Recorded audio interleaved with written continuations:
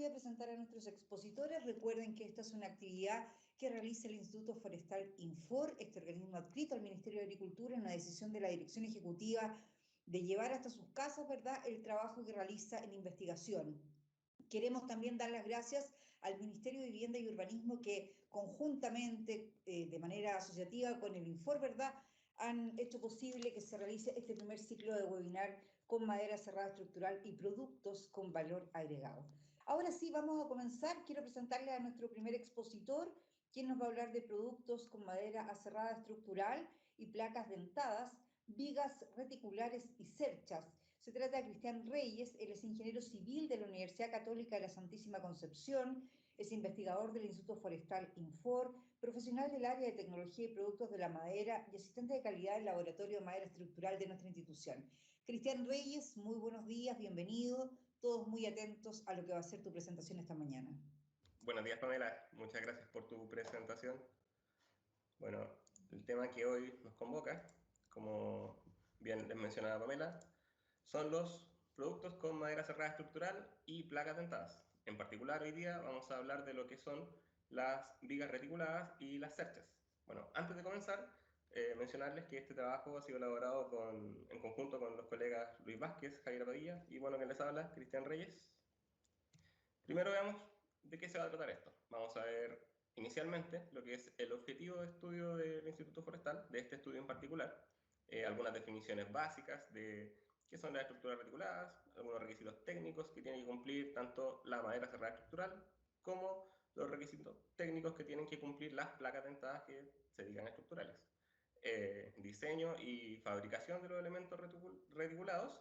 Aquí vamos a ver un poco lo que es diseño, luego lo que es hincado de las placas, control de calidad, tablas de diseño. Y finalmente vamos a hacer una leve pasada por lo que son las soluciones constructivas, montaje de vigas y cerchas, y finalmente una breve comparación para que puedan hacerse una idea de cuáles son las capacidades de este elemento.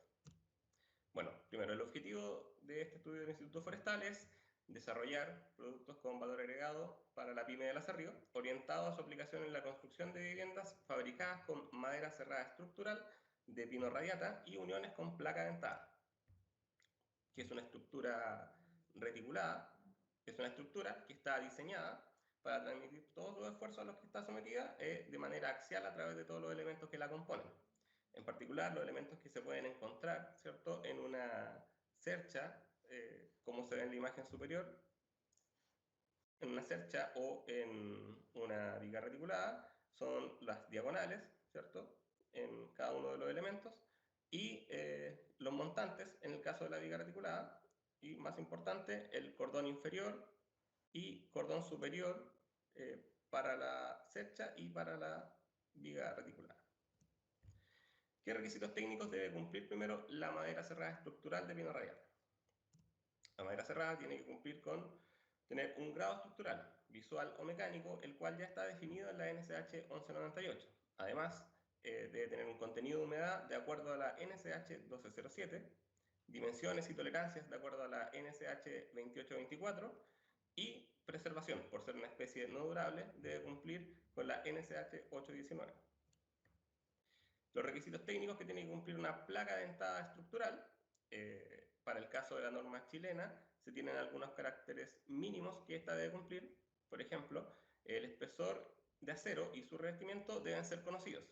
La calidad del acero debe permitir, entre otros aspectos, una tensión de ruptura mínima de 310 megapascales o superior, una tensión de fluencia que debe ser de a lo menos 230 megapascales y una elongación de ruptura medida de acuerdo a la STM 446, la cual debe ser de a lo menos 20%.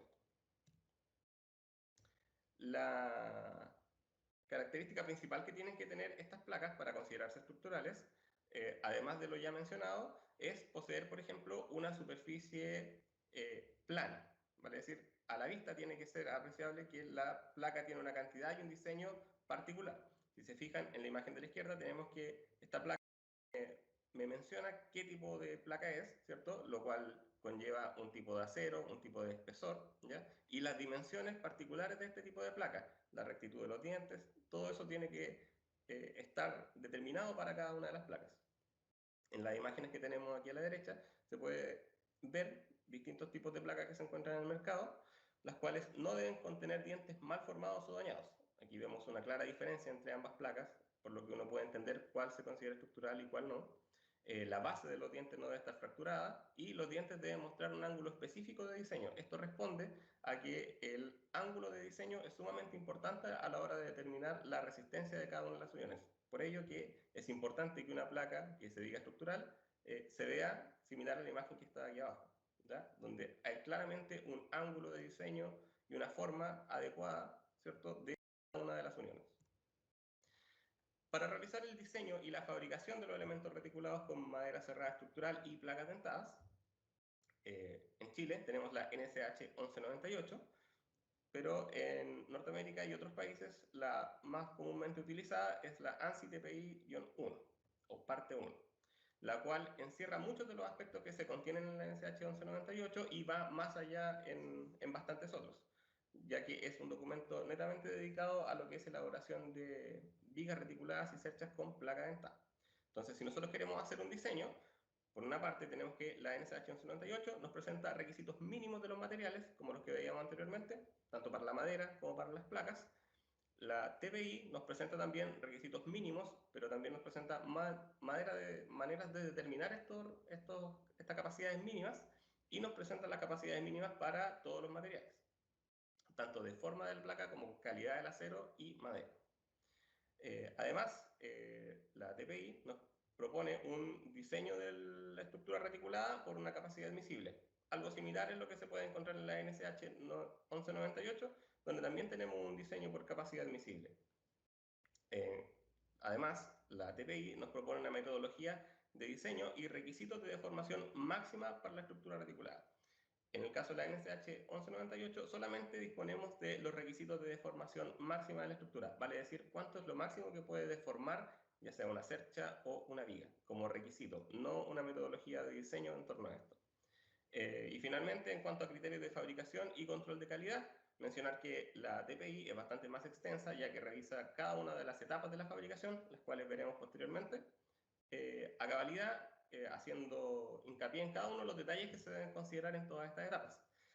Uno de los aspectos más importantes que diferencian estas dos normas dentro del cálculo es la incorporación de un factor de seguridad asociado a la correcta instalación de la placa, vale decir, qué tanto funcionalidad yo le doy a la placa en función de, valga la redundancia, que también está instalada cada una de las placas dentadas. Finalmente, teniendo todo esto, podemos realizar la fabricación de una viga reticulada o cercha. Para hacerse una idea global de cómo es este diseño, entonces, se tienen, ¿cierto?, las cargas de diseño a las que está expuesta cada uno de estos elementos, ya sea la NSH 1537 para cargas permanentes y de uso, o la NSH 432, ¿cierto?, para cargas de viento, dependiendo sea uno u otro el elemento que estoy diseñando. Yo hago un diseño de las piezas de madera cerrada, ya sea con un software y la ayuda de la NSH 1198, y puedo determinar la escuadría y grado estructural de la madera cerrada de vino radiata. Vale decir, tengo una calidad y una escuadría de madera ya determinada con estos pasos. Por otra parte, necesito como input tener las características mecánicas de la placa dentada, las cuales en el Instituto Forestal las determinamos mediante ensayos de cisalle, más de 120 ensayos, los cuales se detallan en la TPI, también más de 180 ensayos en tracción y más de 40 ensayos en resistencia lateral, lo que nos permite tener un completo conocimiento de las capacidades mecánicas de la placa dentada que se va a utilizar. El diseño con placas dentadas se realiza con la norma ANSI TPI, como habíamos mencionado anteriormente, y con esto, más lo que ya tenía anteriormente conocido como era la escuadrilla y el grado estructural de la madera, me lleva a poder determinar una calidad de placa, un tamaño adecuado, ¿cierto?, la posición y la orientación para cada una de las uniones que va a tener mi elemento reticulado. La fabricación de la viga reticulada o cercha ahora puede ser realizada, ya teniendo todos estos antecedentes. Entonces, para cerrar un poco la idea, se tiene que, en primera instancia, ¿cierto?, yo tengo las cargas y con esto yo puedo determinar cuáles van a ser los esfuerzos a los que va a estar sometido mi elemento reticulado. Una vez yo determino las tensiones de cada uno de los elementos, de cada pieza que compone esta viga o cercha, puedo determinar una escuadría, la que voy a utilizar, y un grado de calidad. Y finalmente, teniendo todo lo anterior, yo ya puedo determinar cuál es el tamaño y la orientación y la calidad de cada una de las placas que yo necesito en los diferentes nodos que va a tener mi estructura. Para realizar la fabricación, muy importante es el dimensionado de la madera y el prearmado. El corte de las piezas se debe realizar con una precisión de más o menos 1 milímetro. La precisión de corte es sumamente importante ya que facilita de manera significativa el prearmado de la viga o cercha, lo que me lleva a tener menos errores en las etapas posteriores. En esta imagen podemos ver algunos esquemas de lo que serían cordones, ¿cierto? Para el caso de vigas reticuladas, imágenes de un montante, y las diagonales, las cuales deben tener especificados, para este caso es un ángulo de 45, pero deben tener especificados el ángulo particular, dependiendo del diseño, ¿cierto? Y las longitudes para poder realizar los cortes. En cuanto al hincado de las placas, existen dos métodos comúnmente aceptados, los cuales son el rodillo y las prensas.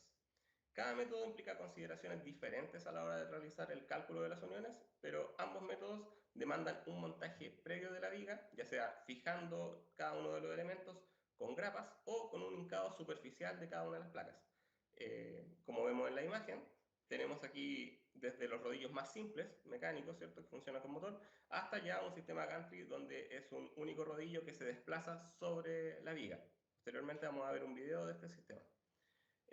También está el método de prensas, donde vamos desde algo muy pequeño y portátil, que es una prensa portátil que ataca el elemento viga nodo a nodo, ¿cierto?, instalando cada una de las placas que yo necesite con una o más instancias de prensado, hasta ya elementos mucho más elaborados, los cuales son prensas múltiples ajustables de distintos tipos y formas, dependiendo del elemento que yo quiera fabricar. Esta es una estación de trabajo común para poder realizar la fabricación de vigas reticuladas, donde lo que es importante destacar es que están todas las piezas ya previamente cortadas. Se tienen los cordones, ¿cierto?, ya previamente separados con empalmes, las diagonales y los montantes. Todas estas piezas ya se encuentran dimensionadas para poder hacer su instalación. Luego se requiere de un mesón, ¿cierto?, donde están dispuestas cada una de las placas que van a llevar los distintos nodos de esta viga, ¿cierto?, a las cuales se le está haciendo una instalación previa, y en la parte de atrás se puede ver el rodillo que finalmente se desplaza sobre las placas. Aquí podemos ver el rodillo que se está moviendo y pasando a presionar todas las placas, dejándolas ya en su posición final. Finalmente, estas placas pueden ser acopiadas de distintas formas, dado sus distintas dimensiones, ¿cierto? Estas vigas pueden llegar hasta los 12 metros, dependiendo del tipo de fabricación que tengan y el tipo de diseño que se haya hecho en torno a ellas. Ahora vamos a ver un pequeño video donde lo que queremos mostrar es cómo se ve un mesón de trabajo para este tipo de elementos. En este caso, estamos hablando de un sistema gantry, como el que les mostraba en la imagen anterior, donde lo que se tiene es una estación de trabajo en dos partes, donde se van aplicando las placas a cada uno de los lados de la viga, a cada una de sus caras.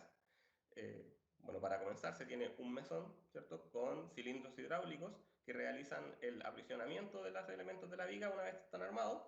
Si se fijan en el lado izquierdo, los pistones ya hacen una presión manteniendo la viga en su posición final. En el lado derecho nos permiten hacer el acomodo inicial de cada una de las piezas. Al igual que en las imágenes anteriores, se tiene que todas las piezas ya están previamente dimensionadas y a la mano de los operarios, de manera que las puedan simplemente instalar y fijarse en su posición final. Esa es la principal tarea que tienen, estar atentos de que no existan separaciones indeseadas en cada uno de los elementos, y fijarse que una vez se genere la presión, ¿cierto?, que va a encerrar mi viga, cada una de las piezas esté bien posicionada.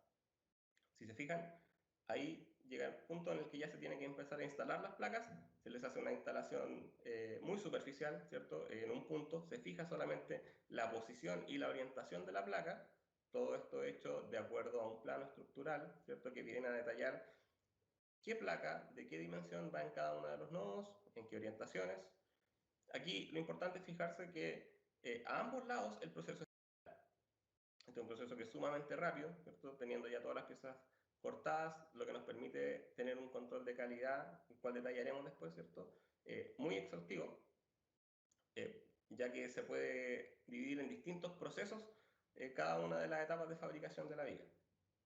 En primera instancia, como mencionaba antes, ¿cierto? El dimensionado es muy importante, ya que como vemos, al ser distintos nodos y muy numerosos en distintos largos, se tiene que la viga puede ir acumulando muchas pequeñas deformaciones y muchas pequeñas diferencias en el largo. Aquí radica la importancia, ¿cierto?, de hacer un muy buen dimensionado. Como vemos, ahora se termina, ¿cierto?, la pasada del rodillo, la viga que estaba en el lado izquierdo está completa y se repite el procedimiento para la viga del lado derecho. Como les mencionaba entonces, el control de calidad aquí es muy importante. Muy importante, ¿cierto? Primero, revisar la calidad de la madera cerrada estructural, la cual se puede controlar con el rotulado de la madera o su inspección técnica, ¿ya? Se puede verificar asegurando que la madera tenga un logo donde se indiquen todas las propiedades de la madera cerrada estructural que anteriormente mencionamos.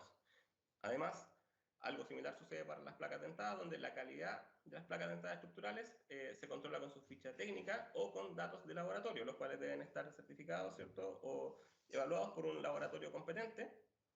En este caso, toda la evaluación de las placas para nuestros ensayos la realizamos en el laboratorio del Instituto Forestal. Además, importante medir la precisión del dimensionado de las piezas, la cual se puede controlar, por ejemplo, con la aplicación de Infor que anteriormente ya habíamos mostrado. Además, el prearmado de la viga o cercha es sumamente importante. Se controlan los ángulos y posiciones de las piezas según un plano estructural. Este plano, ¿cierto?, se va a encargar de decirme dónde va cada una de las placas y cuál es la posición idónea de cada uno de los elementos que componen la viga reticulada, fijándose siempre de respetar los ángulos y la posición de cada uno de los elementos. Ahora, posterior al armado. Posterior al armado se tiene que velar por la efectividad del hincado. Vale decir, yo mido el distanciamiento que queda final entre la placa y la madera. Una vez pasado el rodillo o una vez aplicada la prensa, yo debo medir que esta distancia cumpla con un criterio máximo, el cual se encuentra detallado en la TPI para cada una de las distintas situaciones que podamos tener de uniones.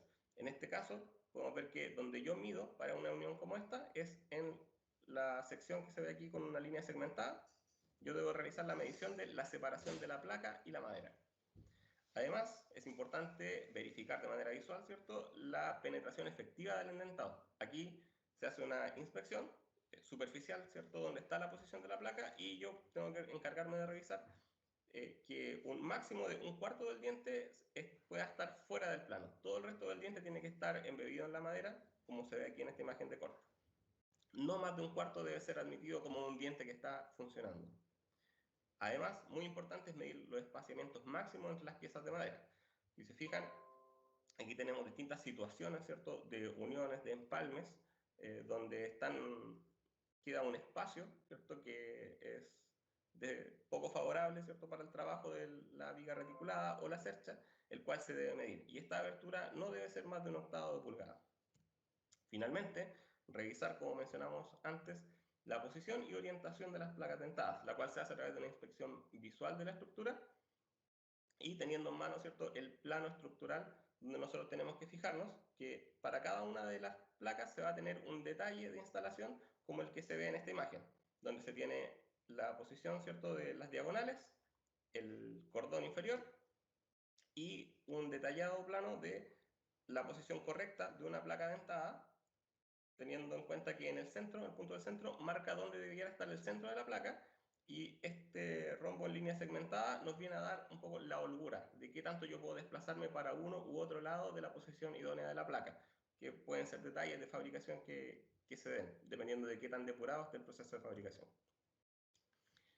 Una vez realizado el control de calidad, ¿qué es lo que pasa si yo necesito hacer reparaciones? Si dentro de mi control de calidad encontré que existen efectivamente defectos en la fabricación. Una de las reparaciones que se puede realizar es resolver los espacios entre las piezas de madera utilizando cuñas de acero aseguradas con clavos o con tornillos, que nos permita a cada una de las piezas de madera que se encuentran separadas, ¿cierto?, actuar como si estuviesen a tope. Además, se pueden realizar cambios de placas, ¿cierto?, por mala instalación, como se ve en esta imagen, aquí previamente había una placa instalada, la cual dejó un poco dañada la madera, ¿cierto? Y se puede realizar una instalación posterior de otra placa, la cual sí tiene que estar sometida a una reevaluación técnica de la placa por mala instalación, ¿vale? Es decir, del nodo que yo detecté que tiene una placa mal instalada, se reevalúa y yo determino si tengo que instalar otra placa de un tamaño superior, inferior, o simplemente puedo conservar una instalación con algún u otro defecto de instalación. Finalmente, nosotros para verificar las calidades, ¿cierto?, de todas las vigas que se están fabricando, realizamos ensayos mecánicos, los cuales se deben ejecutar en un laboratorio acreditado por el INN, según la NSH ISO 17025. La viga se debe ensayar según la metodología de ensayo que se indica en la NSH 3028 parte 1, y aquí los datos experimentales de carga y deformación los graficamos para determinar si se cumple tanto la carga admisible para la cual fue diseñada la viga como la deformación teórica que me propone la TPI que se debe cumplir. Entonces, nosotros teniendo un gráfico podemos determinar, ¿cierto?, si se cumple una u otra deformación y las cargas asociadas a cada una de estas.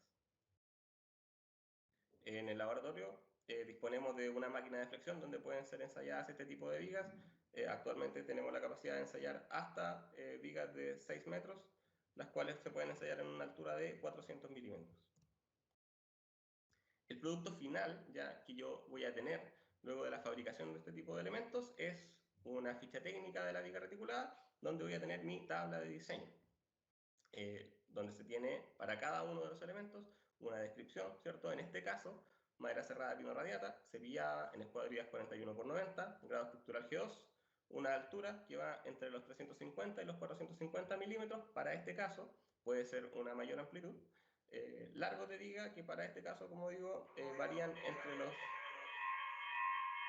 4,5 a los 7,8 metros de placa dentada estructural AS20. Para este caso, como es una viga reticulada, se utilizarán cargas de pisos bajo la norma 1537, NSH 1537, donde se tienen cargas de peso propio de en torno a los 50 kilogramos y una carga viva de 200 kilogramos. Aquí podemos ver que una viga tipo, por ejemplo, de altura 400 milímetros, puede desarrollar largo de hasta 5,1 metros al ser espaciadas a 610 milímetros. ¿Ya?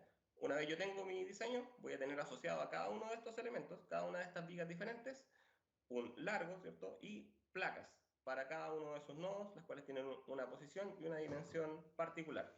En este caso se utiliza en torno a las 72 placas, ¿cierto?, en diferentes dimensiones que van desde las 4×6 pulgadas hasta 1×4. Algo similar sucede para las fichas técnicas que se van a encontrar de Searches. Sin embargo, en este caso podemos ver que la carga que se utiliza es menor, ¿cierto?, ya que son cargas de techo, y vamos a tener un diferente detalle de los espaciamientos y de lo que son las dimensiones de la viga, ¿vale? Es decir, se tiene asociada una altura y un ángulo del cordón superior de la viga. En este caso, por ejemplo, para una viga que alcanza una luz de 5,6 metros, espaciada a 1 metro, se tienen placas que van desde los 6×6 pulgadas hasta una placa más pequeña que es de 2×4 pulgadas. Si se fijan, en este caso la cantidad de placas involucradas en la fabricación de este tipo de elementos es menor, dado que las condiciones de carga son menores y es un elemento completamente diferente. Ahora veamos algunas soluciones constructivas, algo que podemos encontrar, ¿cierto?, en diversos entornos de construcción. Este es un elemento muy habitual en otros países, ¿cierto?, que está ampliamente desarrollado, dado sus características de fácil instalación, ¿cierto?, que nos permite realizar montajes muy veloces. Esto se ha extendido, ¿cierto?, ampliamente en Estados Unidos y en otros países, donde este tipo de elementos se utiliza a diario para la fabricación ya sea de viviendas u otro tipo de edificaciones. Por ejemplo, un tipo de montaje, ¿cierto?, es con el cordón inferior de la viga reticulada apoyada directamente en un muro o en un marco estructural, como se ve en la imagen. También se puede utilizar, ¿cierto?, un soporte de la viga para permitir un balcón en voladizo.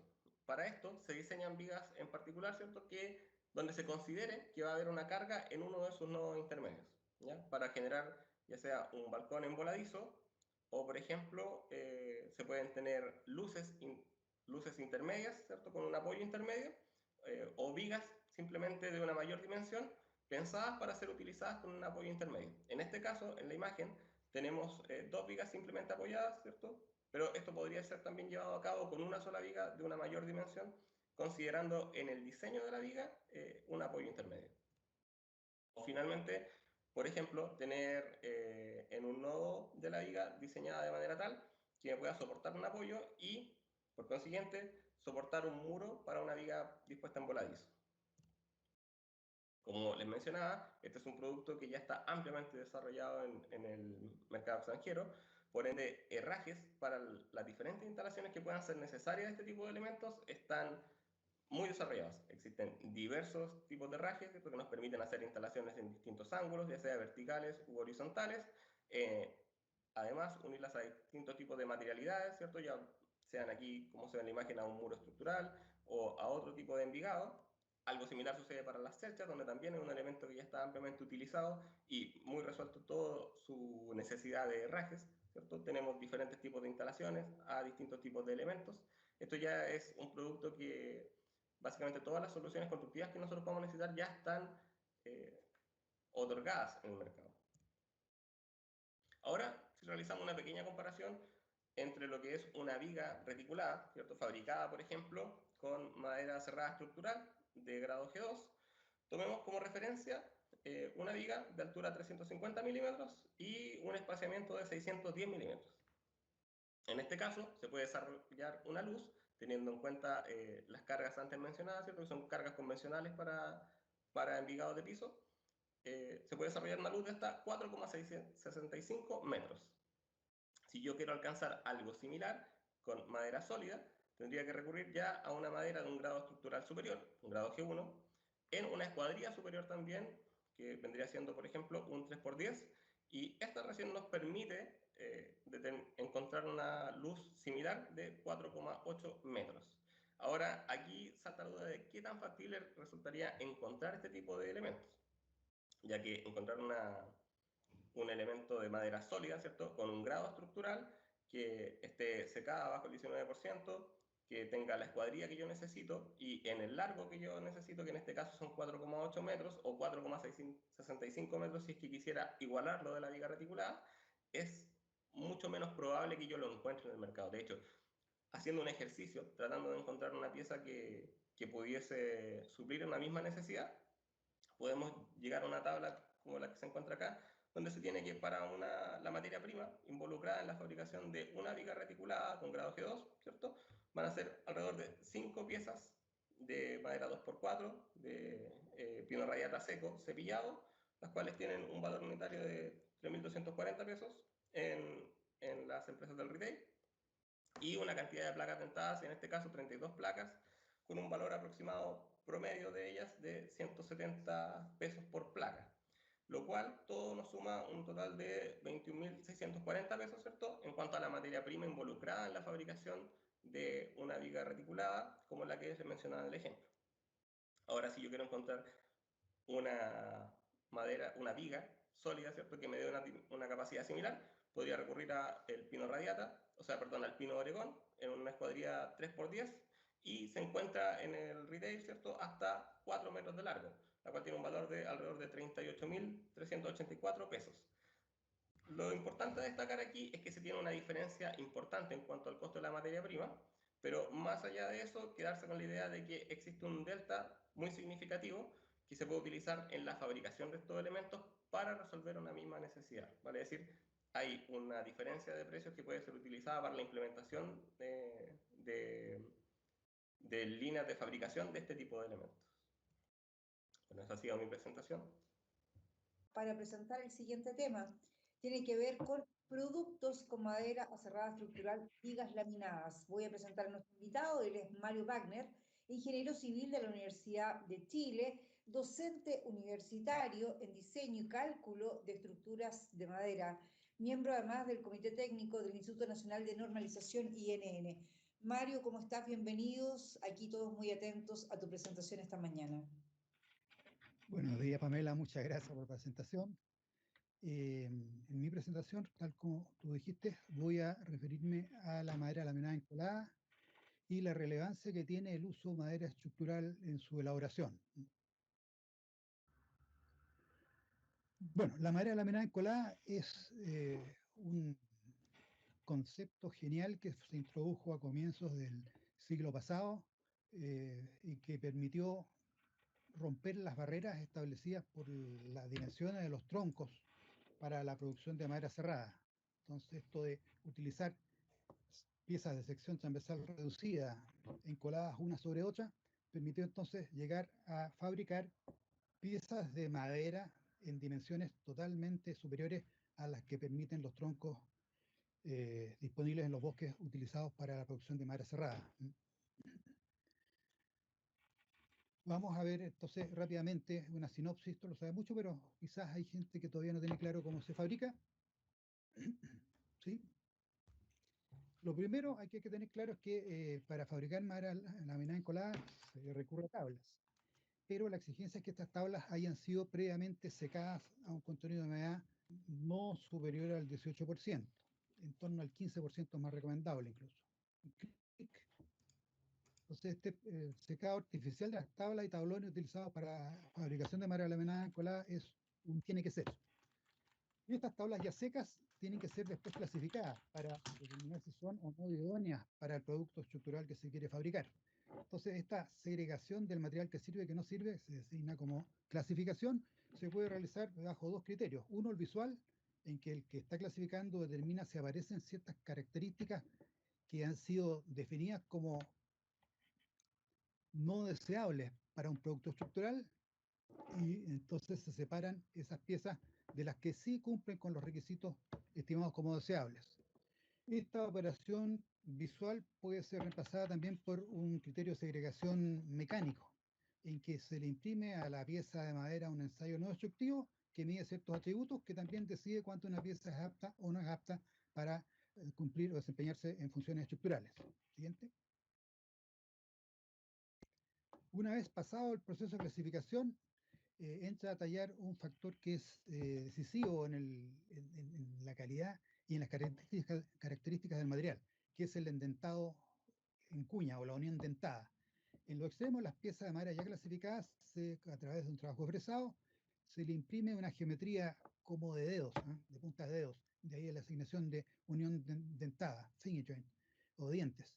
Y estas geometrías se compatibilizan en los extremos de las piezas que después de aplicar adhesivo en los dientes, se prensan unas contra otras y se logra una continuidad. Y esto permite entonces romper las barreras dimensionales longitudinales que da la producción de madera cerrada. Y uno puede fabricar con estos empalmes tiras de una longitud siguiente prácticamente infinita. Pero también aprovechando este concepto de la unión dentada, uno puede a veces rescatar piezas que han sido descartadas por el clasificador por contener características no deseables. Simplemente acá se elimina ese trozo o ese segmento de la pieza donde está la característica indeseable, se trabajan los extremos del sector amputado y bueno, con la unión dentada se puede entonces empalmar la madera y queda el elemento indeseado fuera. Siguiente. Y su empalmes uno puede hacer entonces la tira infinita, uno podría hacer una tabla infinita. El límite de la longitud de las tablas, bueno, está dado primero por el proyecto que se está fabricando y después por la infraestructura de producción. Obviamente cada planta tiene la máxima longitud posible de manipulación de piezas desde el punto de vista de su longitud y posteriormente también la pieza final tiene que ser compatible ser trasladada de la fábrica hasta la obra. O sea, esos son los límites dimensionales. No lo da la tecnología de producción, sino que la infraestructura de producción y las vías de transporte de la planta a la obra. Ahora, estas tablas de largo ilimitado, entre comillas, hay que regularizarlas desde el punto de vista del espesor que tienen. Entonces se hacen procesos vellados que deja toda la tira con un espesor constante, que es básico para una buena producción posterior.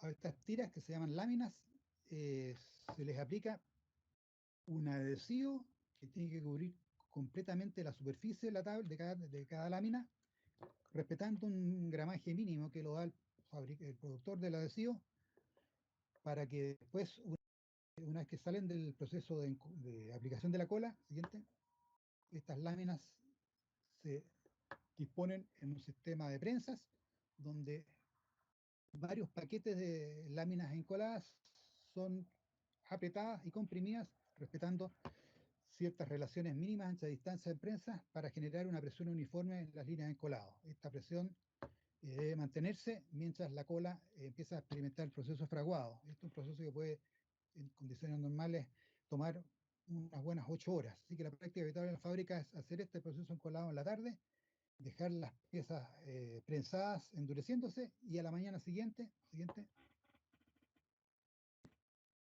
y vemos un proceso de un prensado, un elemento con una cierta curvatura, en una planta.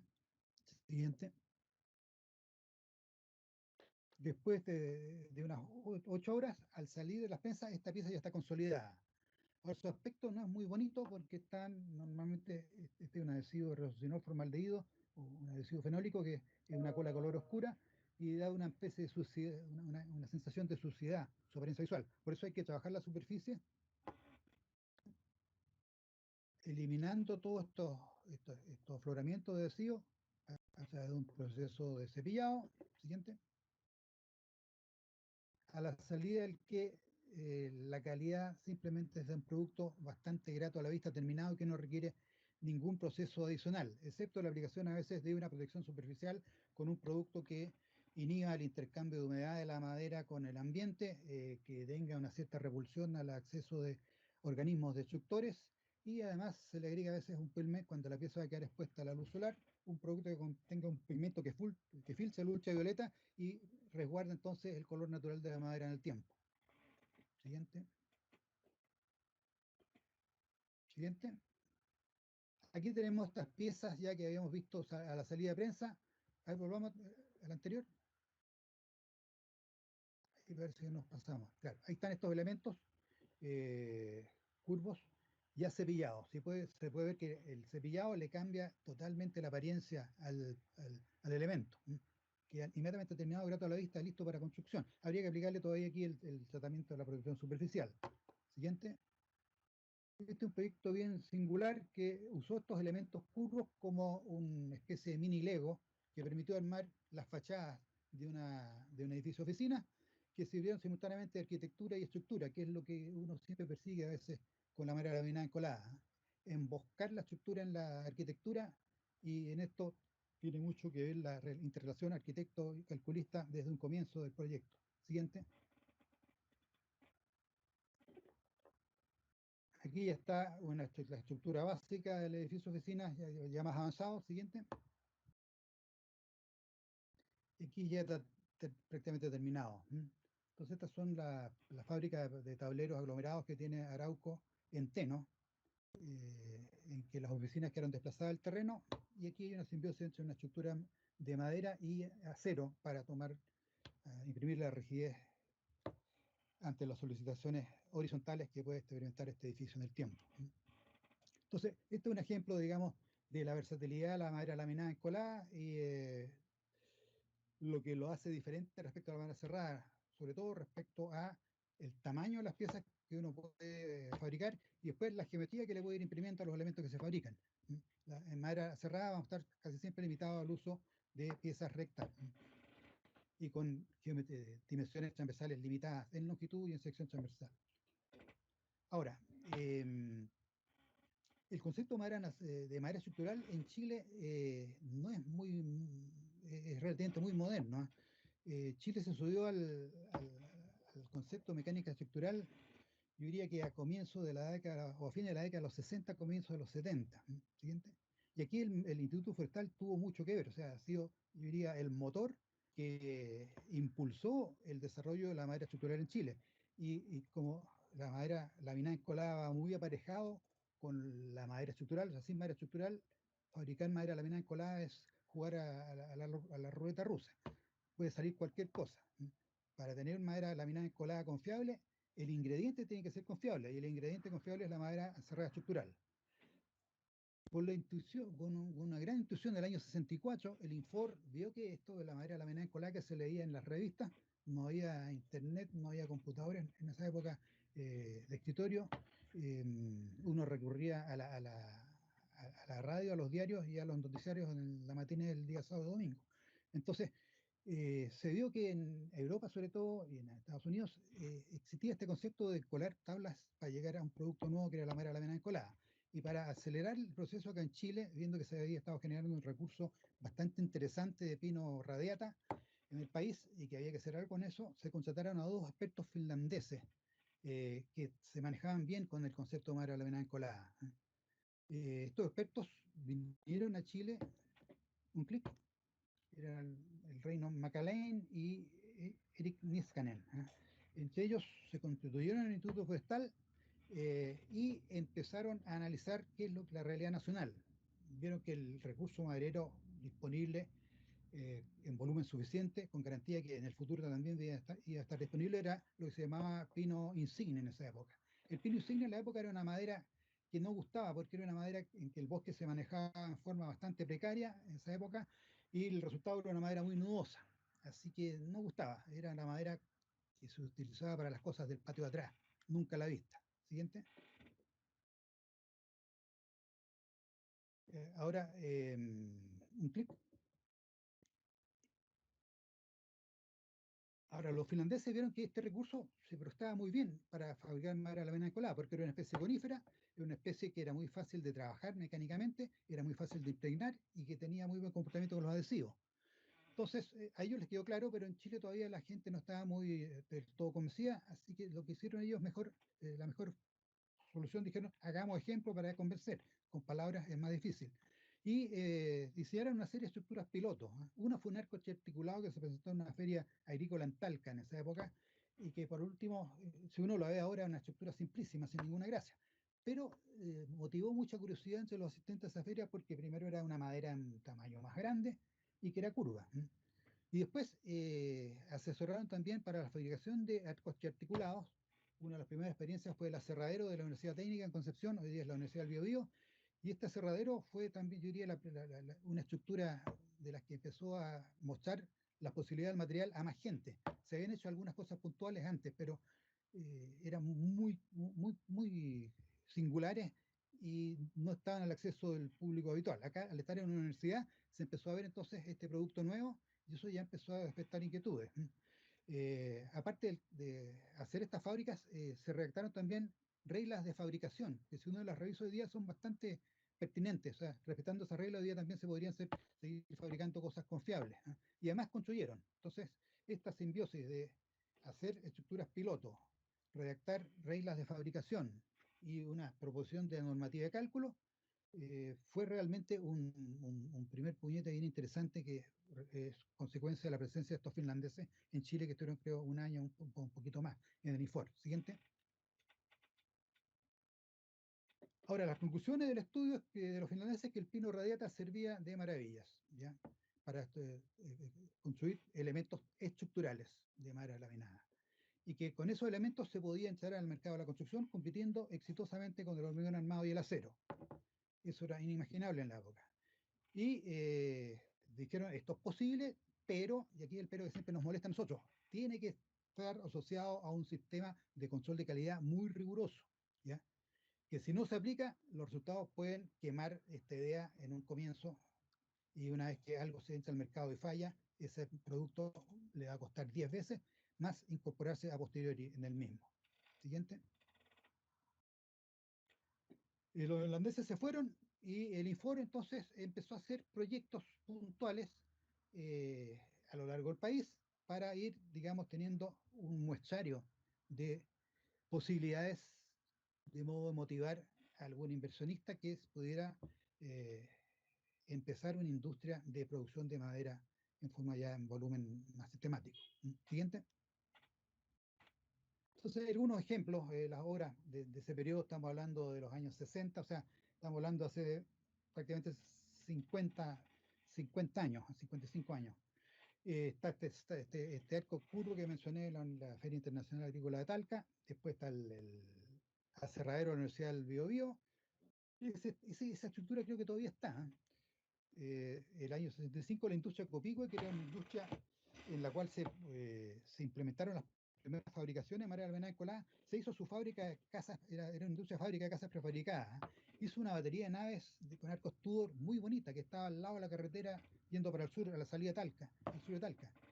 Y esas estructuras estaban, entonces eran un muy buen mensaje. Aquí hay una foto, la única foto que he podido conseguir, que es de los anales del Instituto Forestal, en que eran 5 estos marcos adosados, uno junto a 8. Y era arquitectónicamente bonito, se veía elegante y era distinto.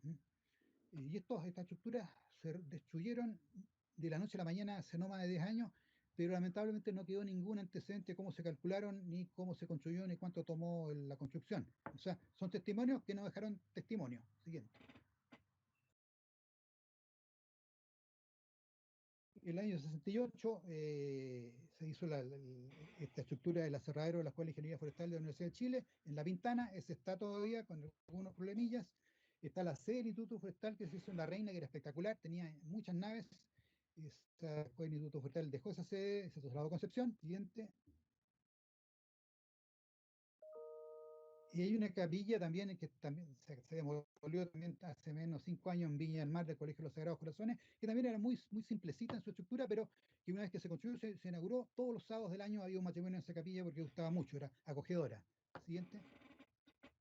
Esta es una visión de una de las estructuras del Instituto Forestal de entonces. Esta estructura, hubo un gran incendio, después entonces este bloque de naves de madera en La Reina, no sé si todavía estará en pie. Siguiente. Una estructura bastante acogedora. Esto era una especie de sala de conferencia, de biblioteca. Siguiente. Este era el esquema de la capilla. Aquí recordar a Germán Tam, que era un ingeniero que se dedicó a construir madera laminada encolada en la octava región. Él hizo los marcos articulados en una carpa que instaló en el patio del colegio.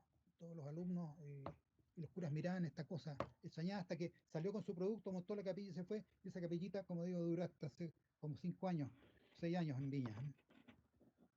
Siguiente. Ahora, estas son como 20 años que pasaron desde que llegaron los finlandeses y se hicieron todo este tipo de obras, pero desde el punto de vista industrial en Chile no pasó nada. Eran estas estructuras puntuales, se hacían muy artesanalmente y en la construcción, digamos, no había presencia de madera laminada encolada. Siguiente. Ahora, para el INFOR detectando esta situación, y aquí hay que destacar mucho la labor de Vicente Pérez Galás, que de la División Industria del INFOR, digamos, dio toda una cruzada para volver a reposicionar la madera laminada industrialmente en Chile. Entonces, primero se creó una planta piloto de producción de madera laminada encolada, que se invitó a todo el mundo a ver cómo se fabricaba. Esto en el barrio de Lourdes, San Pablo abajo, en Santiago. Y se dictaron muchos seminarios gratuitos para divulgar las posibilidades de la madera laminada encolada desde el punto de vista de la construcción. Y como resultado hubo ya inversionistas decididos a producir el material y se hicieron, entonces partieron por lo menos 2 plantas y ya industriales que empezaron a producir el material en el mercado. Entonces la labor del INFOR en este caso es decisiva. También el INFOR, como una forma de regular este proceso productivo, no al libre albedrío, sino que respetando algunas pautas de control de calidad en la producción, control de calidad de la materia prima, desarrolló normas de fabricación, de clasificación de la madera utilizada para producir madera laminada encolada, de ensayos de propiedades mecánicas de los productos que se estaban fabricando y además publicó manuales de diseño de estructura de madera laminada encolada. Entonces, esta batería de documentos, ¿sí?, se reflejó desde el punto de vista normativo, siguiente, en las normas 2148, 2149, 2150 y 2165. Estas normas hoy día están casi todas, son las mismas, estas redacciones van entre el año 89 y 91. Todavía siguen prácticamente sin ninguna modificación, excepto la 2148. Yo diría que la redacción original de 2148 quizás es más completa que la actual, que la que se está la que se legalizó posteriormente. Entonces, esta normativa no ha perdido su vigencia. Hoy día se está trabajando en cambiar sobre todo la 2165, que es la que permite estimar la capacidad mecánica de los elementos estructurales de madera de laminados. Acá se habló siempre de pino radiata porque el estudio original se hizo con pino radiata y eso en las últimas décadas ha despertado algunas protestas por fabricantes de madera laminada encolada con otras especies coníferas, especialmente el pino oregón. Por lo tanto, en las normativas futuras ya se habla de especies coníferas y ya no solo y no exclusivamente pino radiata. O sea, todo donde dice pino radiata acá, futuro va a tener madera de especies coníferas. Siguiente. Ahora, la 2150, que es la que estamos hablando, en su redacción original, consideró 2 grados estructurales y los bautizó como láminas, como grados A y B. O sea, uno clasificaba las tablas utilizadas para fabricar láminas en estas categorías A o B. Y la diferencia era que se consideraba en un tramo de la tabla de 30 centímetros de longitud, el tamaño máximo de un nudo, ya sea individual o agregado, no podía sobrepasar el 85% del ancho de la pieza. Esa era la categoría de madera buena. Esa es bastante restrictiva porque a diferencia de como cuando se clasifica de madera cerrada estructural normal, en que uno considera todos los defectos en una longitud de pieza igual al ancho de la pieza, acá la longitud donde uno concentra la presencia de efectos es 30 centímetros. Entonces, en esos 30 centímetros, la suma de todos los diámetros de nudo que no se superponen no puede superar el 35% del ancho de la pieza, va a ser una lámina grado A. Son láminas de muy buena calidad. Y en la lámina grado B, que era la otra opción, ese límite de 35 se incrementaba a 50%. Entonces, estos eran los ingredientes. Lo que no cumplía con esto no podía ser utilizado. Y si había características indeseables, bueno, con el finger joint uno podía podar el sector defectuoso y empalmar la madera y dejar una madera sin defecto. Siguiente. Entonces, las nubosidades era el principal atributo que uno utilizaba para clasificar las láminas en categoría A o B. Y después se ponían las restricciones típicas de alabeos, que son arqueaduras, curvaduras, torceduras, y las acanaluras. Eso sí que es importante en el caso de la madera laminada encolada, porque una pieza con mucha acanaladura puede generar tensiones de reacción normal a las líneas encoladas a la salida de la prensa, y esa es la peor solicitación que uno puede hacerle a un plano encolado. Reacciones normales a ese plano. Siguiente. Y otras características, son lógicas lo que no se acepta. Siguiente. Y esta clasificación visual, entonces, es la que debería aplicarse en las plantas para segregar la madera para ser utilizada en madera laminada encolada en grado A o B. Ahora, si uno va a investigar las distintas fábricas, lo que se entiende por madera grado A o láminas madera grado A y B difiere. O sea, es muy subjetivo el concepto de clasificación visual. Hay fábricas, me tocó ver a mí, que determinaban que una lámina era A o B, que una tabla era A o B, dependiendo de su largo. Las tablas cortas eran B y las largas eran A. Pero en fin, en todo caso, la norma habría una posibilidad de clasificar las láminas A o B de forma mecánica, simplemente controlando que el modo de elasticidad fuera mayor que 9.000 megapascales para que fuera lámina grado A y mayor que 4.000 megapascales para que fuera láminas grado B. Ahora, lamentablemente, el modo de elasticidad no se puede medir a ojo. Un atributo muy importante, y esto también marca, bueno, podemos ver los límites de la clasificación visual. Y da entonces también un proceso como hacer este ensayo mecánico. Siguiente, el clic. Uno coloca la tabla con una distancia entre apoyos conocida, le aplica una carga P, se deforma, se controla la deformación que experimentó la tabla al aplicarse la carga P, y en función del ancho de la tabla B y el espesor de la tabla T, uno puede calcular el módulo de elasticidad en función de la distancia entre apoyos, la carga aplicada, la deformación controlada y el B y el T de la tabla. Entonces uno puede, con un ensayo muy rápido, ir diciendo si una tabla es A, B o rechazo. Y aquí sí que nos sirve bueno, podría servir el podar, pero no tiene sentido, aquí una tabla. Siguiente. Entonces, esta clasificación mecánica, hasta donde yo sé, no se aplica. Entonces, toda la clasificación de láminas que se hace hasta el momento en Chile es visual. Ahora, conocidos los ingredientes de la madera laminada encolada, la norma 2165 indica cómo estimar la capacidad resistente de la madera laminada encolada que uno va a fabricar. Y el criterio básico es este. Siguiente, el clic. La tensión admisible se obtiene de un concepto que es lo que se llama tensión básica por una razón de resistencia RR. Entonces las normas se dan, de 2165, se dan los valores de tensiones básicas para el pino radiata y se entregan fórmulas para calcular la razón de resistencia. Siguiente. El concepto de razón de resistencia, ¿qué es lo que significa? Aquí el concepto gráfico, vamos a ver. Se supone que hay una madera ideal, una madera óptima de madera, una madera laminada colada de pino radiata sin defecto. No existe, pero se pone acá, o sea, puede existir, pero sería muy caro fabricarla. Entonces, a esa madera la vamos a llevar una madera laminada encolada libre de defecto. Ninguna lámina tiene defecto de ningún tipo. Este concepto lo vamos a asignar desde el punto de vista de la tensión admisible a este producto como tensión básica. Y desde el punto de vista de su capacidad resistente como resistencia de madera libre de efectos. Ahora, si ese valor lo multiplican, o sea, la tensión básica, lo multiplicamos por la razón de resistencia, nos da la tensión admisible que podemos usar para diseñar ahora la madera laminada real, que va a tener los efectos que se permitan en las láminas, esto es los grados A y B. Entonces, con esa doble información, el calculista sabe cuál es la tensión admisible que tiene que usar en sus verificaciones. Y en la norma se entrega las tensiones básicas. Estas tensiones que aparecen en esta tabla son tensiones admisibles, aplicables a madera laminada encolada libre de efectos, que no existe, ¿ya? El calculista usa estos valores como punto de partida. Y estos valores hay que multiplicarlos por la razón de resistencia, para la cual también se dan fórmulas en la norma. Y hay razón de resistencia para vigas, para columnas y para tirantes. Y se discrimina entre piezas fabricadas con un solo tipo de láminas, o todas A o todas B. Siguiente, más clic. O bien para vigas fabricadas combinando los grados A en los sectores exteriores de la viga y los grados B en el sector central. Siguiente.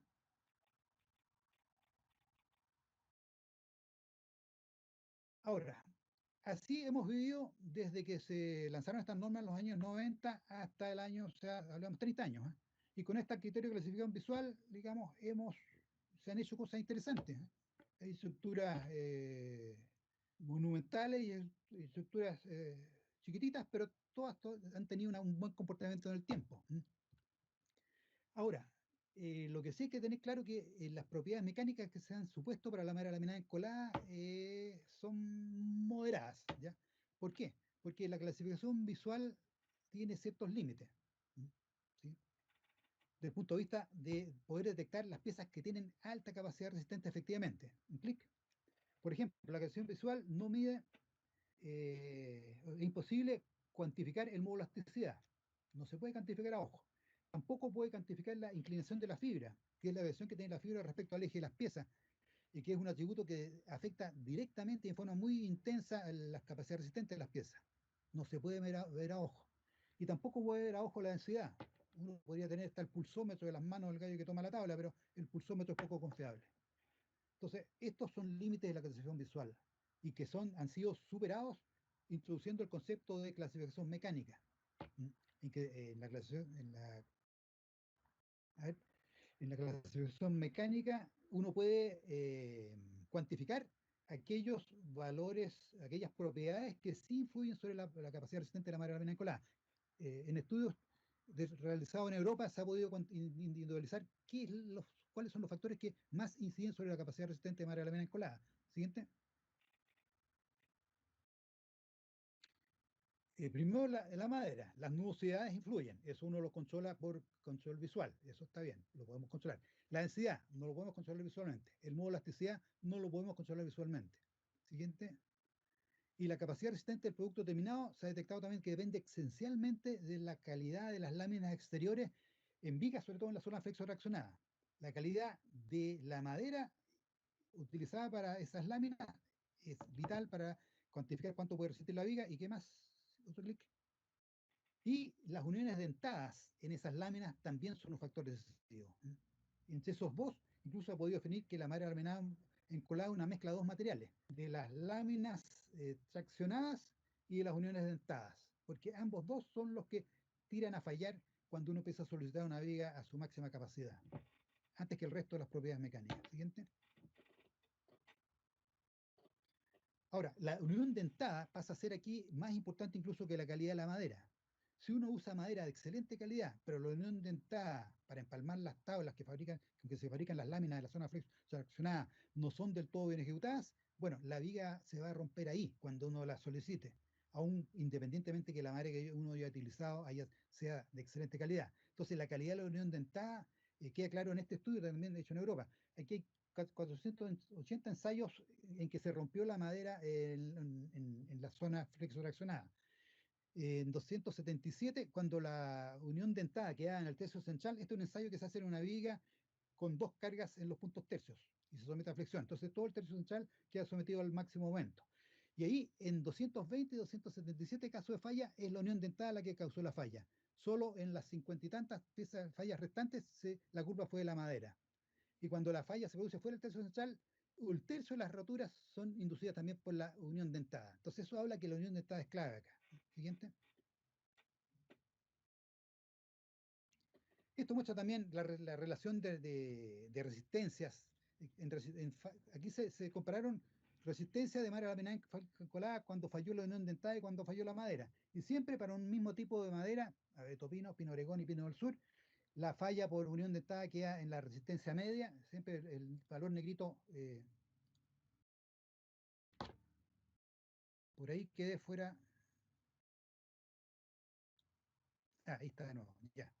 El valor del medio, que ya, hay que hacer un clic allá, estoy haciendo clic yo acá. Falló el clic, ahí está.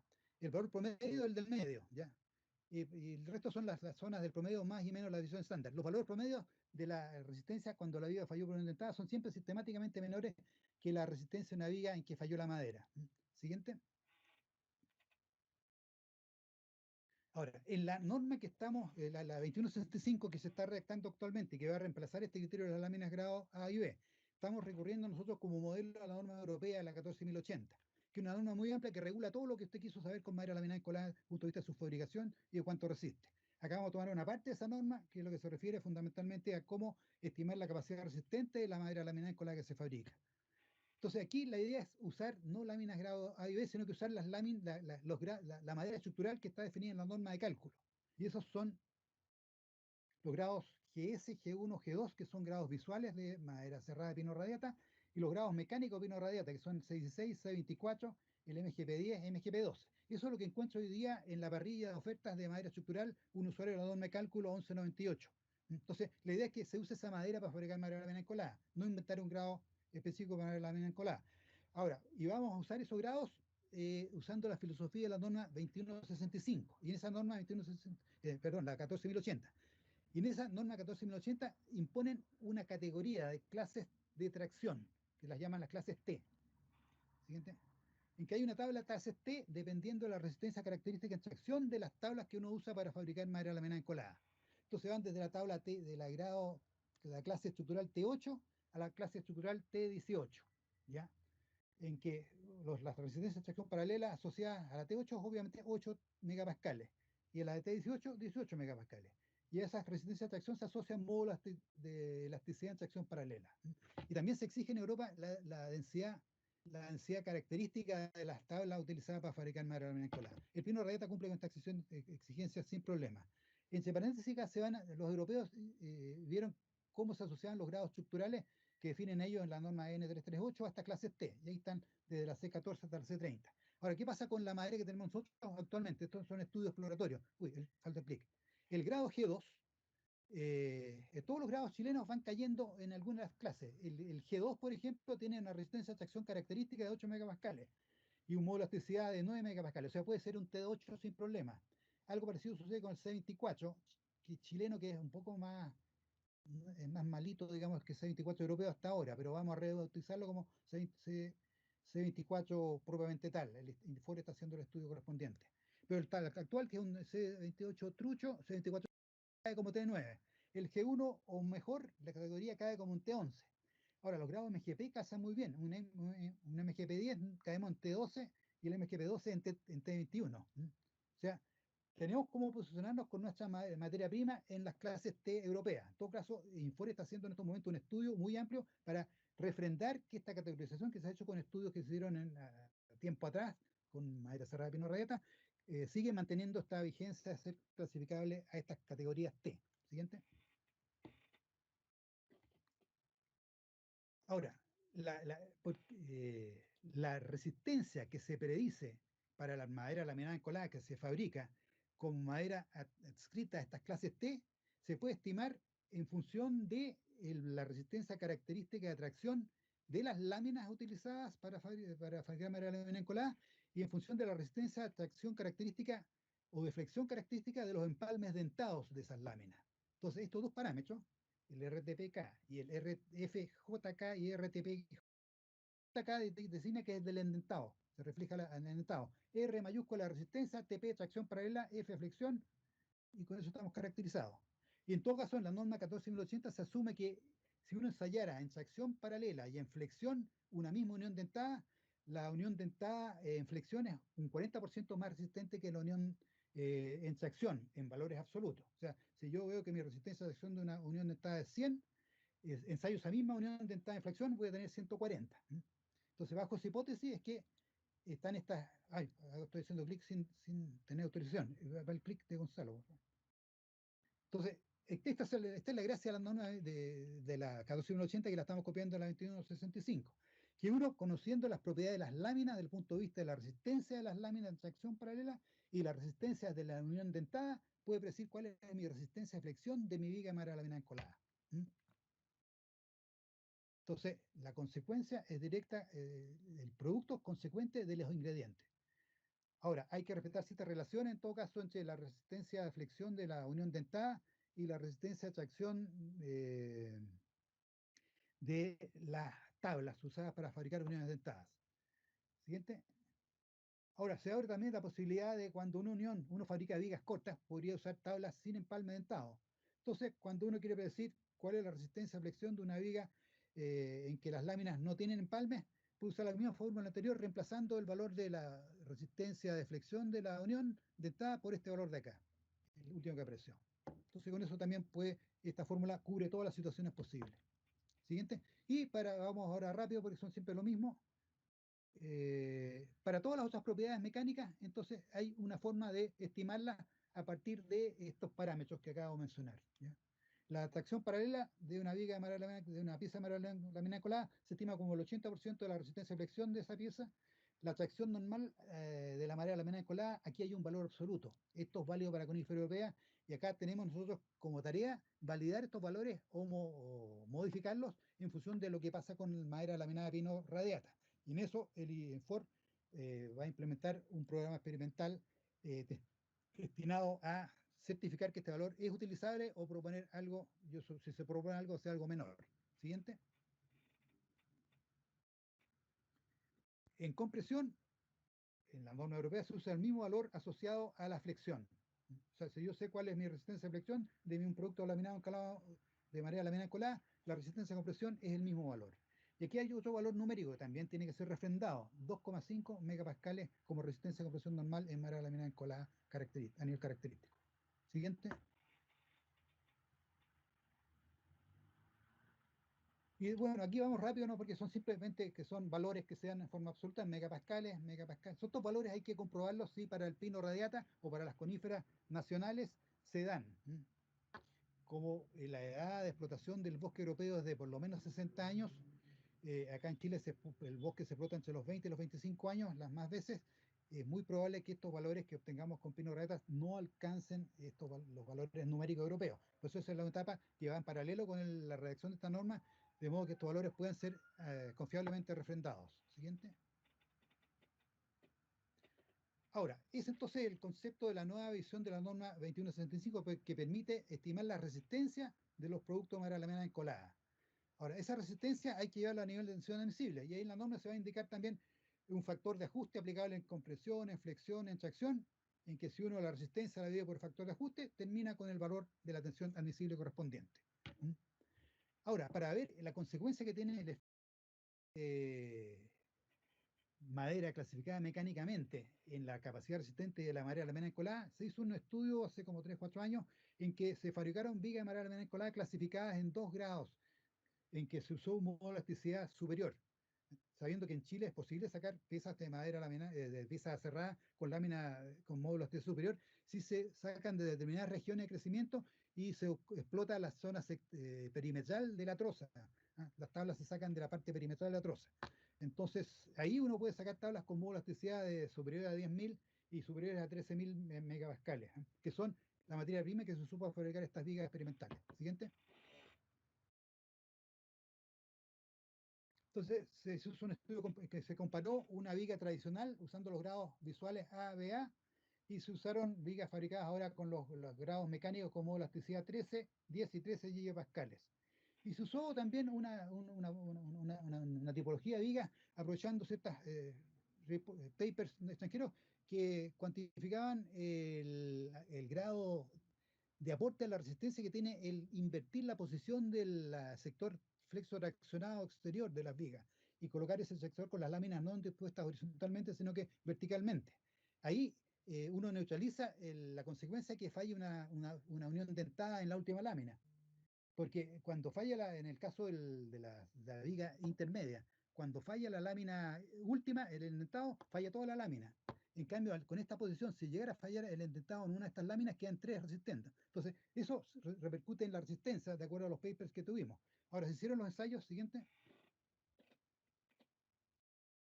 Este es el tipo de vigas. Las vigas se ensayaron en el laboratorio de la Universidad de Santiago. Son vigas de 6 metros de luz efectiva con cargas aplicadas en los puntos tercios, ¿ya? En que tenía estos grados mecánicos de modo elasticidad. Siguiente. Y resultados acá, estos gráficos siempre confunden, pero en fin, aquí lo que hay que mostrar. Tenemos aquí los resultados experimentales procesados de las vigas con láminas visuales a la izquierda, al centro la viga equivalente con grados mecánicos y la de la derecha la viga con esta disposición en la dimensión vertical del sector flexo traccionado. Vemos que a nivel, tenemos, a ver, un clic para que aparezcan las asignaciones. Claro, los círculos grandes verdes son los valores promedios de todo el lote ensayado. Los azules son los valores característicos, que es la resistencia que nos asegura que ese valor es superado por el 95% de los resultados experimentales, y la roja es la tensión admisible asociada al producto, que es el valor característico dividido por 2,1. ¿Ya? Esa es la tensión admisible que uno podría usar en un diseño. Entonces se ve que al pasar de visual a mecánico, uno puede incrementar la tensión admisible en un 40% por lo menos. Y si usa el paquete de vigas en laminación vertical en la zona flexo-traccionada, puede prácticamente duplicar la tensión admisible. ¿Ah? Entonces, esto da que pensar. O sea, es conveniente incorporar en la producción la clasificación mecánica, eso queda claro. ¿Ya? Y estudiar cosas distintas también es claro.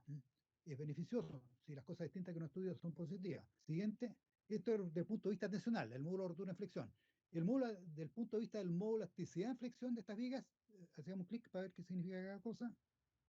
Tenemos en este caso el valor promedio y el característico. El promedio es el que nos interesa acá.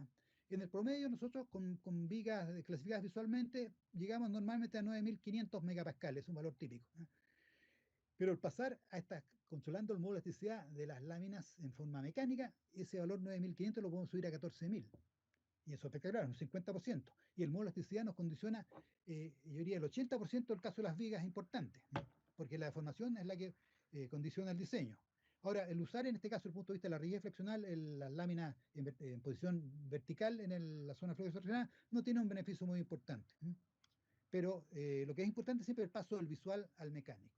Entonces, en conclusión de toda la cháchara que he estado tratando, es que desde que se empezó a implementar la industria de la madera laminada encolada en forma industrial acá en Chile, en Pino Rayeta sobre todo, las láminas se han clasificado utilizando madera clasificada visualmente. ¿Ya? Ahora, en la norma que nos permite predecir la capacidad resistente de las vigas, la 165 en su redacción actual, la capacidad resistente de las vigas queda condicionada exclusivamente de la capacidad mecánica de las láminas, pero no toma en nada en cuenta la resistencia a las uniones dentadas. Siguiente. Y eso, como hemos visto, es peligroso, porque en la mayoría de las fallas, la unión dentada, la capacidad resistente de la unión dentada prevalece sobre la capacidad resistente de la madera. Entonces hemos estado actuando en forma peligrosa de acuerdo a ese criterio. Ahora, ¿por qué no ha habido problemas mayores? Es porque, bueno, se trabaja con factores de seguridad bastante generosos. El 2,1 que uno aplica al pasar de resistencia característica a tensión admisible permite cubrir ciertas incertidumbres en el proceso mismo de determinación de propiedades mecánicas. Ahora, si repasamos la clasificación visual por la mecánica, entonces podemos, de acuerdo a lo que hemos visto en ese estudio preliminar, incrementar notablemente la tensión de diseño y el módulo elástico. Siguiente.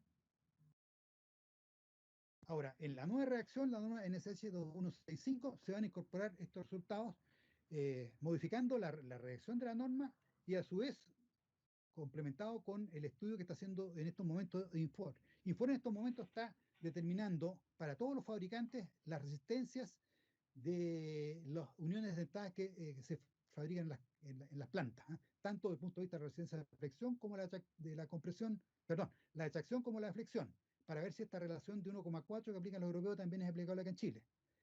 Y también está recaracterizando las propiedades mecánicas de las de los grados definidos en NSH 1198. Para los grados visuales típicos, la última vez que se hizo ese estudio fue el año 2000. O sea, han pasado 20 años, mucho. El bosque ha cambiado, se han introducido otro concepto de manejo. Entonces, es bueno saber qué propiedades mecánicas tienen esos mismos grados hoy día. Y esa tarea la está haciendo el INFOR, en conjunto con la caracterización de las uniones dentadas que están fabricando las plantas. Se va a complementar ese estudio después con el ensayo de algunas piezas de madera laminada encolada a escala real para corroborar si las predicciones de este proyecto de norma son confiables o no. Bien, se agradece la paciencia. Ahora corresponde la presentación de la colega Cecilia Gallardo. Ella nos va a hacer tiene una presentación que la tituló Descripción de otros productos de ingeniería en madera. Cecilia es ingeniero físico de la Universidad de Santiago, es investigadora del Instituto Forestal y es profesional del área de transferencia tecnológica encargada de vigilancia tecnológica. Entonces, Cecilia, toda tuya la pantalla. Gracias, Gonzalo, por la introducción. Aprovecho también de saludar a los asistentes.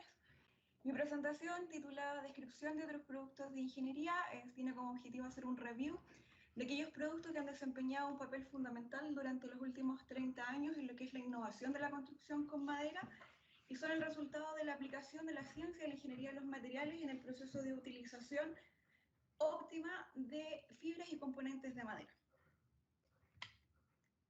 Actualmente, como humanidad, enfrentamos dos problemáticas bastante importantes. Una de ellas es el déficit habitacional. A la fecha, el 55% de la población mundial está viviendo en entornos urbanos y al año 2050 se estima que el 70% de la población va a vivir en estos entornos urbanos. Para suplir esta demanda habitacional, la construcción, como la tenemos actualmente, es decir, con acero y hormigón, es responsable de un 39% de las emisiones de dióxido de carbono a la atmósfera, de un 30% de la generación de residuos sólidos y de contaminar aproximadamente un 20% del agua. Sumado a eso, tenemos la problemática del cambio climático, donde desde el año 1990 tenemos un aumento en las emisiones de CO2 en un 50%. Los países atendiendo a esta problemática han suscrito acuerdos, uno de ellos el más importante, el Acuerdo de París, que tiene como objetivo mantener el aumento de la temperatura mundial por debajo de los 2 grados Celsius y donde Chile también ha adscrito compromisos. Uno de ellos es reducir al año 2030 un 30% de las emisiones de estos gases de efecto invernadero respecto del año 2007. Entonces los desafíos que enfrentamos ahora es reducir las emisiones de del dióxido de carbono y otros gases de efecto invernadero y dos, encontrar formas de almacenar estos gases de efecto invernadero. Es en este contexto, frente al cambio climático y las necesidades de soluciones en el ámbito de la construcción, que aparecen los productos de ingeniería en madera. Estos productos nos permiten construir con madera más alto y más rápido. Como una breve definición, estos productos se forman a partir de la unión adhesivo, fijación mecánica de astillas, escamas y perfiles de madera cerrada para formar vigas, paneles u otros elementos estructurales que más adelante se pueden utilizar para pisos, techos y paredes. Estos productos presentan ventajas en temas medioambientales y como material de construcción. Dentro de sus ventajas medioambientales tenemos que son productos que capturan CO2. Un metro cúbico de madera es capaz de almacenar de entre 1 a 1.6 toneladas de dióxido de carbono, dependiendo obviamente de su producto de manufactura. Es un recurso renovable. A la fecha, el 70% de las plantaciones nacionales cuenta con una acreditación de manejo sustentable y este porcentaje aumenta si revisamos plantaciones en otros países. Son productos que se producen de manera limpia y eficiente. En una imagen descriptiva, para producir una tonelada de madera se generan menos residuos y se gasta menos energía que al producir la misma tonelada de cemento, de vidrio o de acero. Como material de construcción, también estos materiales presentan resistencia al fuego. Los materiales que vamos a revisar más adelante son sometidos a estudios y bajo rigurosas normativas que están actualizándose casi todos los años para el tema de la resistencia al fuego de las estructuras. Entre más alto se construye, más restrictivas son las normativas. Presentan un gran desempeño antisísmico. Las construcciones de madera comparadas con las construcciones de concreto o acero son considerablemente más livianas, por lo tanto las energías disipadas en los movimientos sísmicos tienden a ser menores. Además, una de sus grandes ventajas es que presentan menor tiempo de construcción. La mayoría de los productos que vamos a revisar más adelante son prefabricados en plantas que están fuera de los sitios de construcción, por lo tanto, algunos de ellos permiten acortar en meses el tiempo de la construcción. Una nueva tendencia que está apareciendo se llama diseño biofílico, que tiene como objetivo hacer una investigación para determinar cómo se sienten las personas o qué beneficios les trae a las personas cuando viven o están en contacto permanente con construcciones en madera, ya sea en los colegios, en las universidades, en las bibliotecas, en los centros de reuniones comunitarias. Por lo tanto, todas estas nuevas tendencias están fomentando lo que es la construcción con estos productos de madera. De esta presentación vamos a dividir los productos de ingeniería en madera en dos áreas. Los primeros, lo que se llama madera masiva o mass timber. Vamos a revisar el CLT, uno de los más conocidos, el Cross Laminated Timber, el glulam. Ya habló Mario sobre este producto con más detalle, el NLT, que es la madera laminada con clavos, y el DLT, que es una madera laminada con clavijas de madera. Otra área de estos productos de madera son los de componentes que se llaman SSL, donde podemos distinguir dos tipos, los que están basados en láminas o venir, o los que están basados en escamas o astillas, que se llaman flake. En este caso, en el primero vamos a revisar el LVL y el PSL, y en el segundo caso el LSL. Bueno, el CLT es uno de los productos más conocidos, más utilizados, el más estudiado dentro de los productos de ingeniería en madera. Este producto está prefabricado y está hecho de al menos 3 capas de madera sólida que están adheridas ortogonalmente, pegando capas longitudinales con adhesivos estructurales para formar unos elementos sólidos rectangulares que generalmente están destinados a aplicaciones en techos, pisos y paredes. Si quisiéramos fijar el T igual 0 del CLT, podemos remontarnos a 1990, donde en Austria un esfuerzo conjunto de investigación entre la industria y la academia resulta en el desarrollo del CLT moderno como lo conocemos actualmente. Como les contaba, este producto permite la prefabricación de paneles con detalles para las puertas, para las ventanas, para los ductos de conexión eléctricas y sanitarias. Ha sido utilizado en edificios residenciales, edificios educativos, oficinas, consultorios, centros médicos, etc. Uno de los grandes ejemplos es el Murray Grove, un Stadthaus en Londres, que es un edificio construido en CLT, que tiene como gran ventaja que se demoró su construcción alrededor de 9 semanas, 12 semanas, y es un edificio habitacional, un edificio residencial, debe ser uno de los primeros establecidos por el año 2009. Los países líderes que utilizan el CLT vienen siendo todos los países de Europa Central, Austria, Alemania, Suiza, Noruega y el Reino Unido. Ahora en Norteamérica, Estados Unidos y Canadá también están desarrollando la construcción con CLT. Al año 2014, estudios y documentos científicos ya hablaban de la creciente producción y crecimiento global del CLT para los años 2015, donde se estimaba la producción cercana al 1.000.000 de metros cúbicos de CLT instalados en el centro de Europa. El año 2012 aparece una nueva innovación en el CLT que se llama ICLT, que es un Interlocking Cross Laminated Timber. Este producto tiene la gracia de que no utiliza adhesivos para su fijación en las capas longitudinales, sino que utiliza uniones de madera, por lo tanto es un producto también 100% madera, y además permite desamblarlo cuando se termina la construcción, por lo tanto ayuda a la reutilización en la cadena de la construcción del material de madera, haciéndolo aún más sustentable. Actualmente el mayor productor y fabricante de CLT es Stora Enso, tiene 3 unidades de producción con una capacidad anual de 270.000 metros cúbicos, está ubicada una planta en Suecia y tiene 2 plantas en Austria. Y este año también en septiembre anunciaron que van a invertir en una nueva planta de producción en la República Checa. La madera laminada, encolada, o el glulam, como se conoce también, Es otro de los materiales también muy conocidos, este compuesto estructural de laminaciones de madera, unidas con adhesivos duraderos y resistentes a la humedad. Se usan vigas, pilares, paneles, revestimiento, y una de las ventajas de este tipo de material es la facilidad con que se pueden dar formas arqueadas en curvas o pilares. Ya lo mencionaba también don Mario Wagner, que permite también aumentar las dimensiones de las estructuras que se quieren fabricar. También, si lo quisiéramos ubicar en un T igual 0, deberíamos remontarnos más o menos al año 1980, donde es utilizado por primera vez en Europa. Perdón, 1881. Una patente del año 1901 en Suiza marca el verdadero inicio de la construcción con glulam, y en 1906 se obtiene la patente para elementos curvos. Una de las primeras estructuras fechadas en Europa es el salón de reuniones del King Edward College en Inglaterra de 1860. Como les mencionaba, es una de las primeras estructuras construidas con madera laminada encolada en Europa. Manhanich, un antiguo socio de Hetzer, que es el dueño de las patentes de 1901 y 1906, introduce la madera laminada encolada en los Estados Unidos, y en 1934 se construye uno de los primeros edificios con este material, que hoy alberga uno de los laboratorios del USDA Forest Institute.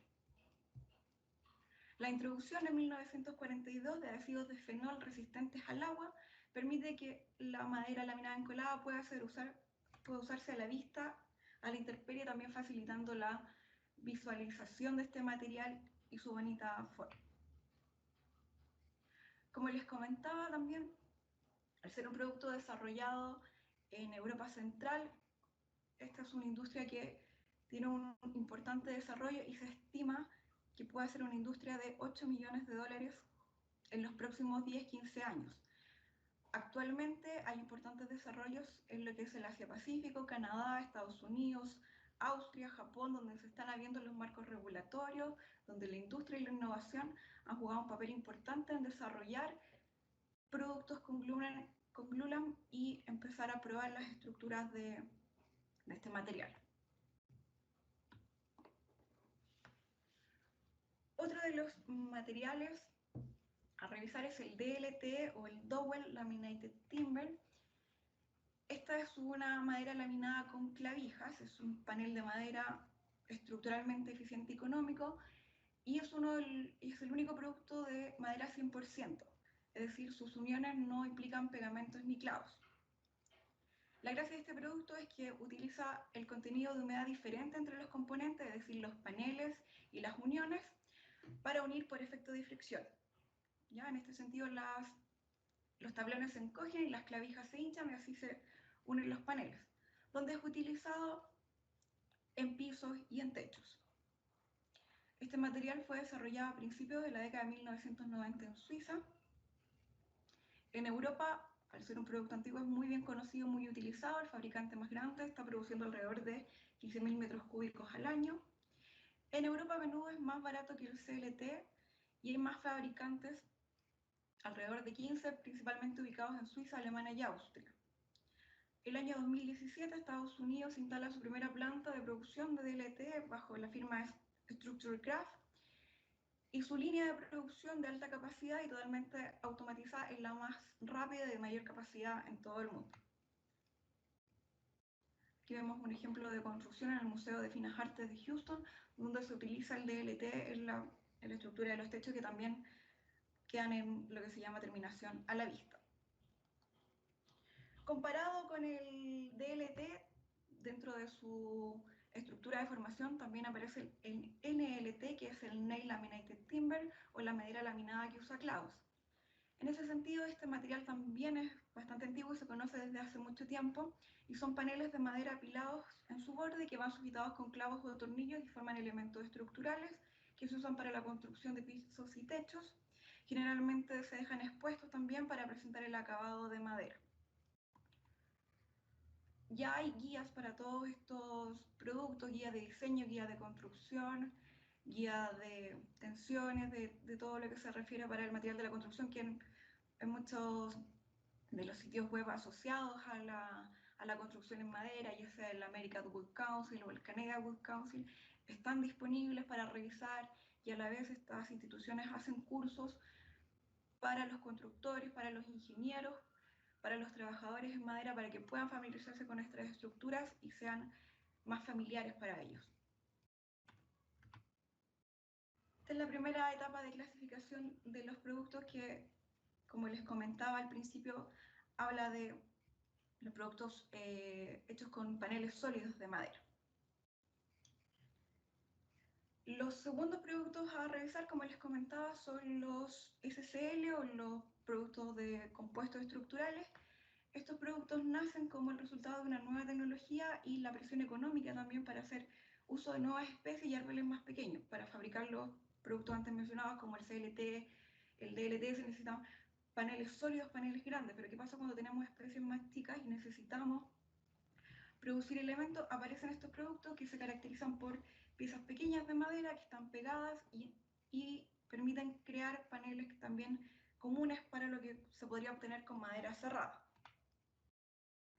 Dentro de estos productos vamos a revisar el LVL, el Laminated Vinyl Lumber, que es un producto bastante conocido y se fabrica mediante la unión de múltiples capas de madera delgada ensambladas con adhesivos bajo calor y presión. Este producto se utiliza para aplicaciones permanentes como dinteles, vigas de celosía y encofrados. Actualmente se ha expandido a nuevas capacidades de producción, como les comentaba, se puede utilizar para vigas, incluso paneles más grandes. La forma actual de este producto se puede fechar en 1970 en América del Norte y también es producto de la investigación y desarrollo llevado a cabo por Peter Koch y el USDA Forest Product Labs. Hay una primera solución comercial para el LVL que fue creada por Aul Trotter, actualmente de la empresa Weyerhaeuser, y en 1975 la empresa finlandesa ahora Metsä Wood desarrolla la primera línea de producción comercial de LVL en Europa. También ellos tienen un producto bajo marca registrada de LVL.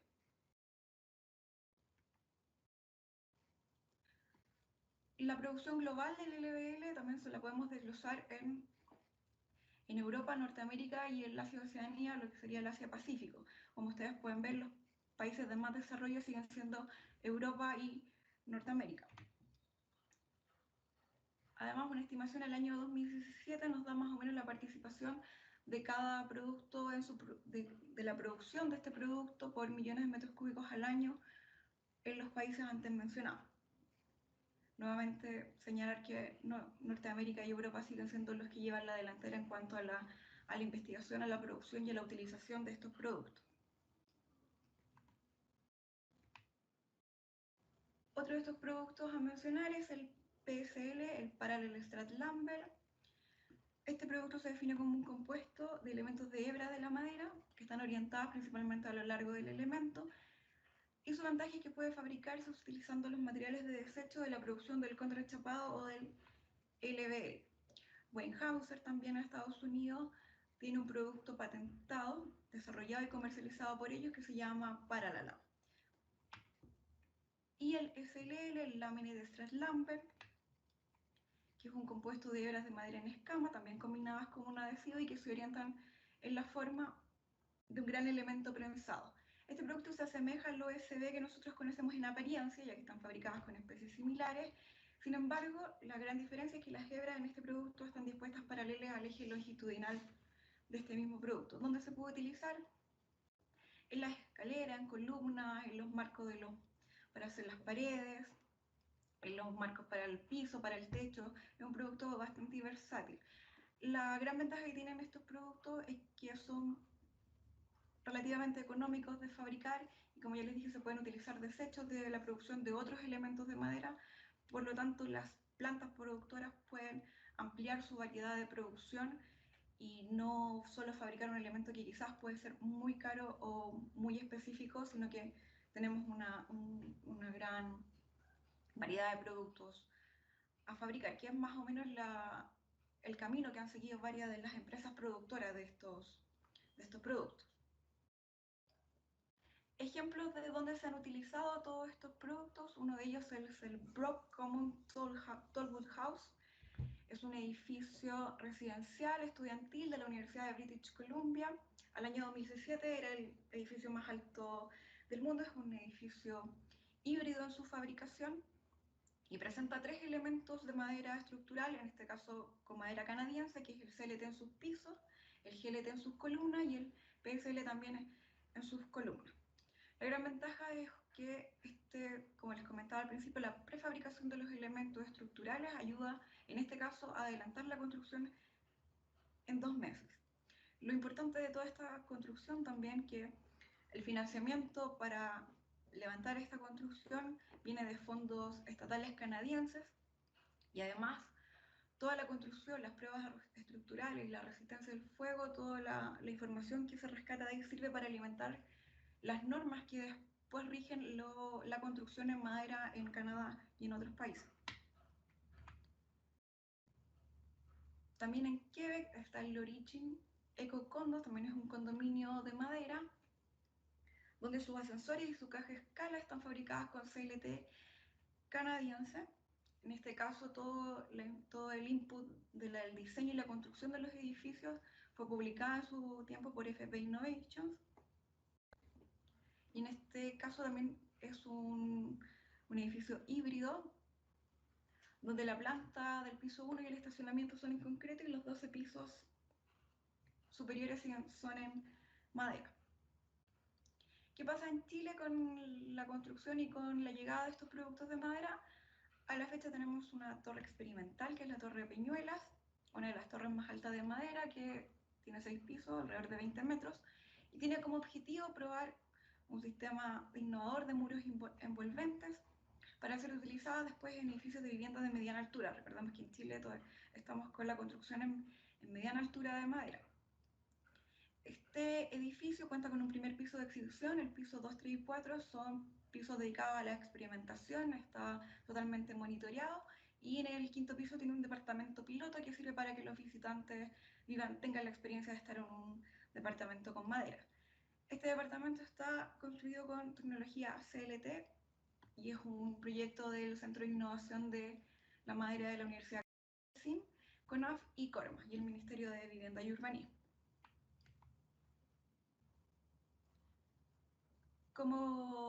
Como cierre quizás de esta presentación, estos son los proyectos que están usando madera maciza o mass timber en Estados Unidos a este año. Podemos ver productos que están en su fase inicial o fase de construcción y algunos proyectos que están en diseño. Se puede ver que generalmente el producto más usado sigue siendo el CLT, seguido por el NLT. Nos da cuenta de la gran cantidad de proyectos que hay a la fecha, alrededor de casi 1000 proyectos, 979. En Chile a la fecha tenemos el Passive House también de San Pedro de la Paz, que es esta casa construida con un proyecto Fondesit para una habitación residencial. Y además tenemos el proyecto en madera, que son jardines infantiles que van a ser construidos también con CLT. Si se dan cuenta, todavía en Chile estamos con construcciones de menores dimensiones, 1, 2 pisos, 6 pisos, la torre experimental Peñuelas, pero todavía a baja escala, a baja altura, si se quisiera comparar con lo que pasa en otros países. Muchísimas gracias por su atención.